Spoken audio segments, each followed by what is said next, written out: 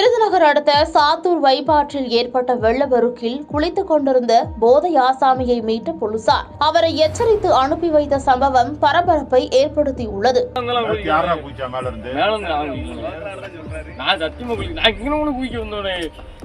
விருதுநகர் மாவட்டம் சாத்தூர் மற்றும் அதன் சுற்றுவட்டார பகுதிகளில் கடந்த சில நாட்களுக்கு முன்பு பெய்த கனமழையால் அங்குள்ள பகுதிகளில் மழை வெள்ளம் ஏற்பட்டது.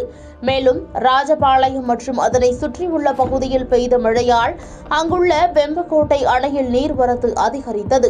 இதையடுத்து வெம்பக்கோட்டை அணையிலிருந்து நீர் திறந்துவிடப்பட்ட நிலையில் சாத்தூர் வைப்பாற்றில் வெள்ளப்பெருக்கு ஏற்பட்டது. இதையடுத்து அங்கு வசிக்கும் மக்கள் ஆற்றிற்கு செல்ல வேண்டாம் என காவல்துறையினர் அறிவிப்பை வெளியிட்டனர். இந்நிலையில் வைப்பாற்றின் நடுவே ஒருவர் வெள்ளத்தில் தத்தளிப்பதாக காவல்துறையினருக்கு அப்பகுதி மக்கள் தகவல் அளித்தனர். இதனையடுத்து சம்பவ இடத்திற்கு வந்த காவல்துறையினர் தண்ணீரில் தத்தளித்துக் கொண்டிருந்த நபரை மீட்க முயன்றபோது அவர் மது போதையில் வெள்ள நீரில் குளித்துக் கொண்டிருந்தது தெரியவந்தது. இதையடுத்து அவரை மீட்டு கரைக்கு அழைத்து வந்த போலீசார் அவருடன் விசாரணை மேற்கொண்டனர். விசாரணையில் அவர் சாத்தூர் வண்ணாரப்பேட்டை பகுதியை சேர்ந்த ராஜா என்பது தெரியவந்தது.